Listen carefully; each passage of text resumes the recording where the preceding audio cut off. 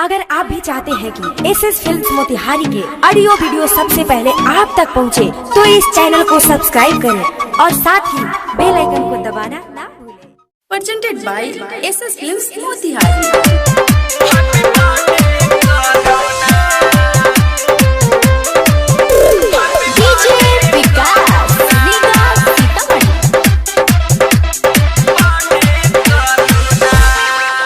फेरुआ गइले रोना happy birthday करोना। फेरुआ गइले रोना हैप्पी बर्थडे करोना। फेरु से सारा साबुन से हाथ धोना।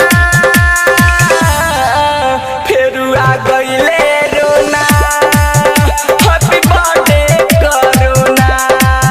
फेरुआ गइले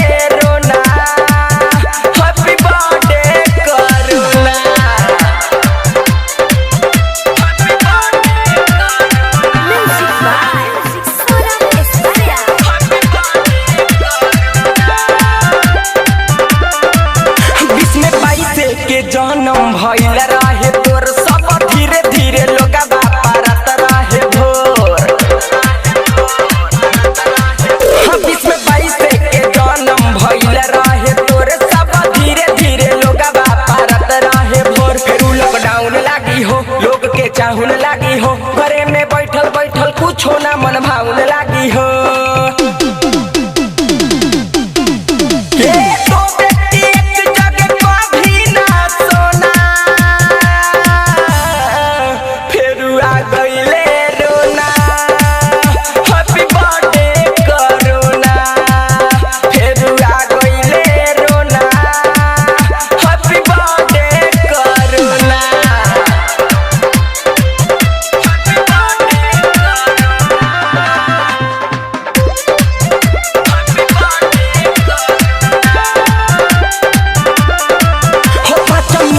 के दूरी बना के रखी हा, सुजी टाइगर सौरभ सिखा के रखी हा।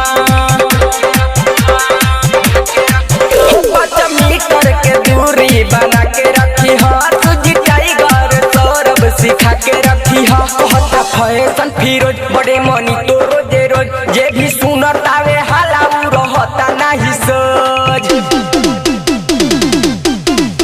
अरे कहेला करुणा तथा सुथरा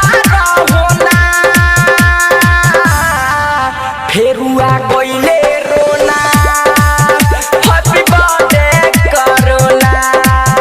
फेरुआ गइले रोना happy birthday corona. Saurabh digital recording studio Motihari.